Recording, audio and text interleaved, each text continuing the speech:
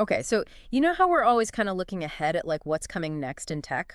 Always. Right. Well, we'll get this. The iPhone as we know it, Yeah. that sort of iconic design might be on the verge of like a pretty radical change. Oh, really? Yeah, a folding iPhone. That's interesting. A folding iPhone. A folding iPhone. I like it. Yeah, and so we're going to be talking all about this today. Right.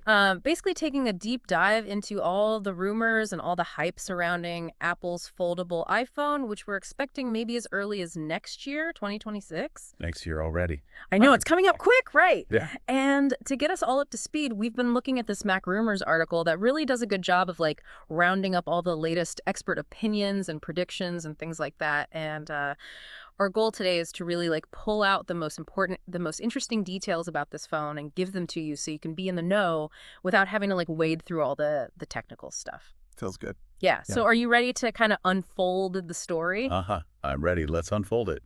All right. So let's start with the basics. Like, what is this thing going to look like, right? What are the sources saying about the overall design? Yeah, what do we think it's going to look like? Yeah, so picture this, right? Instead of the usual like flat slab iPhone that we're all used to, this foldable iPhone, it's probably going to use what they call a book-style folding mechanism. Okay. Kind of like Samsung's Galaxy Z Fold, if you've seen that. Right. That's what we're hearing from Bloomberg's Mark Gurman, at least. Okay. And then getting a little more specific, industry analyst Ming-Chi Kuo, he's given us some interesting possible dimensions for this thing. Okay. I'm curious. So when it's folded up, it might be around 9 to 9.5 millimeters thick. So that's thicker than our iPhones now. Yeah, a little bit thicker for sure, but Yeah. you know, maybe that's just the trade-off for having that bigger screen when it unfolds, right? Yeah, what about when you open it up? So Kuo is suggesting that unfolded it could be super slim, like just 4.5 to 4.8 millimeters. Wow, that's really thin. Crazy thin, right? It makes you wonder, like, how are they going to fit everything in there? Yeah. All that tech in such a tiny space, it's pretty impressive. It really is. But speaking of, you know, the profile of the phone, let's talk screens, and in this case, screens plural. Yeah, the screens are a big deal with a foldable, right? Huge. So as you'd expect with the foldable, it's going to have two screens. Okay. When it's closed, you'll have a 5.5-inch outer display, which sounds pretty much like the size of a regular iPhone. Right, right.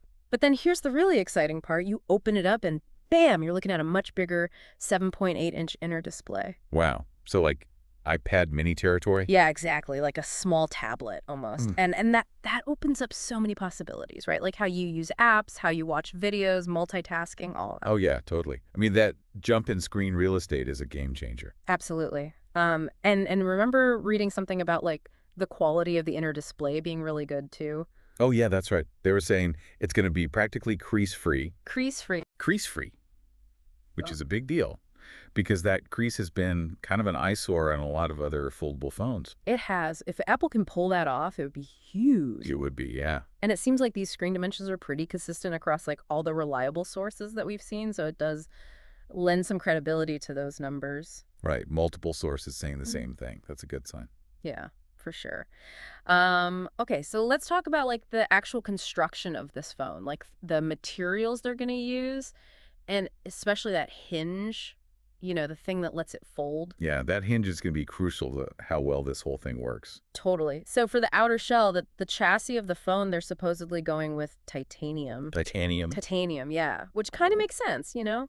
Apple's been using titanium in its higher-end iPhones lately. Right, the pros. Yeah, exactly. And it seems like they're really prioritizing that combination of strength and lightness. Yeah, got to be strong, but also light enough to carry around. Exactly. Especially for a phone you're going to be opening and closing all the time. Right. Yeah. And then the hinge itself sounds like it's going to be like a masterpiece of engineering. I bet. So Ming-Chi Kuo's analysis says it'll probably be made from a mix of titanium and stainless steel. Okay, a blend of strong materials. Yeah, but here's the really interesting part. They're saying that Apple is looking into using liquid metal in the hinge. Liquid metal. That sounds futuristic. I know, right? Like straight out of sci-fi. What's so special about liquid metal, though? What does it bring to the table?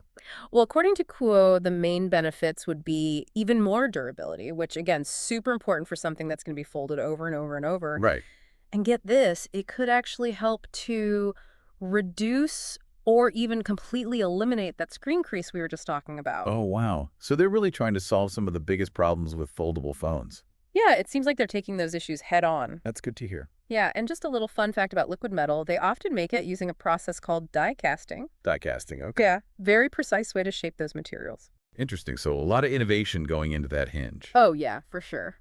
Um, okay, let's shift gears a bit and talk cameras. All right, camera's got to have good cameras. Of course.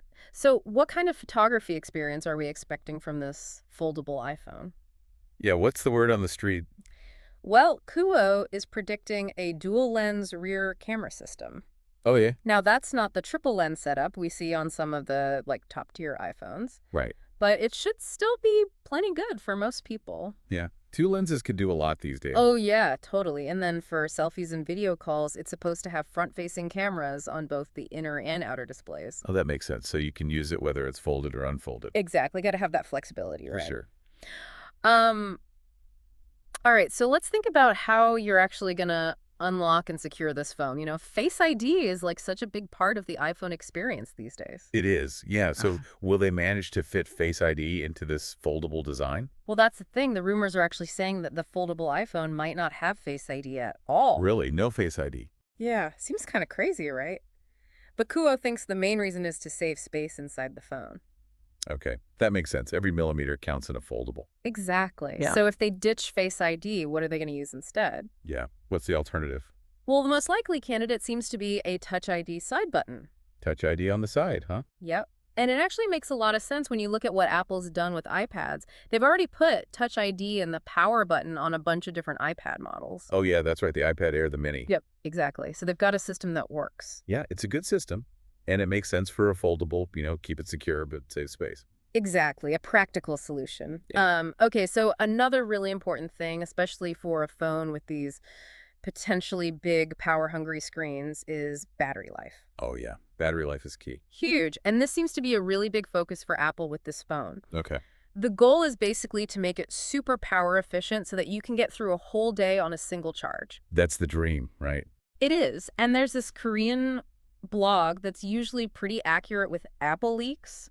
And they're saying that one of the ways Apple's trying to do this is by making some of the internal components smaller, like specifically the display driver. The display driver, okay. Yeah, and that frees up more space for bigger battery cells. So it's like a trade-off. Shrink some stuff to make room for more battery. Exactly. Pretty clever, right? It is, yeah. And what about the battery cells themselves?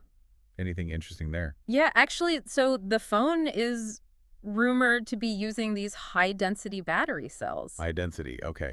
And get this, Kuo thinks these are the same cells that they're probably going to use in the rumored super thin iPhone 17 Air. Oh, wow. So they're really investing in this battery tech across the board. Yeah, it seems like maybe it's like a hint of what's to come for all iPhones in the future. Could be interesting.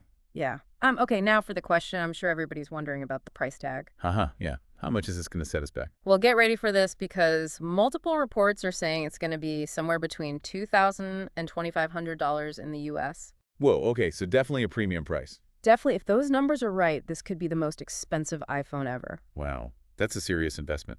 Makes you wonder who's actually going to buy it at that price. Yeah, it's a lot of money, but Apple's got a really loyal fan base, and there are a lot of people who might see this as like a must-have device. True. Apple fans will probably line up for it. Yeah, especially if the quality and the experience live up to Apple's standards. Yeah, the Apple brand is powerful. It is, and that seamless integration with all the other Apple stuff, that's a big draw for a lot of people. Totally. Okay, so when can we actually expect to get our hands on this foldable iPhone? What's the latest on the launch date? Right now, it looks like they're aiming for a late 2026 release. 2026, okay. Yeah, and we're starting to see some signs that things are moving along in the supply chain. Oh, really? Yeah, industry analyst Jeff Pugh, he's saying that the device has recently entered what they call the NPI phase at Foxconn. NPI, what's that stand for? It stands for New Product Introduction. And basically it means that they're moving beyond just designing the phone and starting to figure out how to actually manufacture it on a large scale. How's it getting real? Yeah, things are starting to happen, and both Kuo and Por, they're both saying that mass production is probably going to start in the second half of 2026. Okay, so late 2026 launch seems pretty likely then. Yeah, assuming everything stays on track, that's what we're looking at. All right, so to recap what we've learned, it sounds like we're expecting a foldable iPhone with a book-style design too, displays a 5.5-inch outer screen, and a larger 7.8-inch inner screen that's supposed to be crease-free. Yep. It'll have a durable titanium chassis, a hinge made of titanium and stainless steel, maybe even liquid metal. Uh-huh. Cameras will be a dual-lens rear system and front-facing cameras on both the folded and unfolded sides. Right? It'll use Touch ID on the side for security. It'll have high-density battery cells, and it'll come with a premium price tag somewhere between $2,000 and $2,500. You got it. And if all goes well, we should see it launch in late 2026. Exactly. But as always, we got to remind everyone that all of this is based on rumors and predictions. Right. It's not official until Apple says it is. Exactly. The final product could be different. They could change the specs, they could change the features, they could even change the launch date. Happens all the time in tech. Oh, yeah. The tech world is full of surprises. But still, it's fun to speculate. It is. It's exciting to think about what might be coming. Yeah, so here's a thought for you to consider, given everything we've talked about today, all these rumors, and that potential price tag. What would be the one thing that would make you really want to buy this foldable iPhone? That's a good question. Or, on the flip side, what's the biggest thing that Apple would need to do to convince you that a foldable is the right move for you? Yeah. What would make it a must-have? Exactly. It's De- definitely something to think about. Definitely a lot to consider. All right, well, thanks for joining us for this deep dive into the world of the foldable iPhone. We'll keep you updated as we learn more. Absolutely.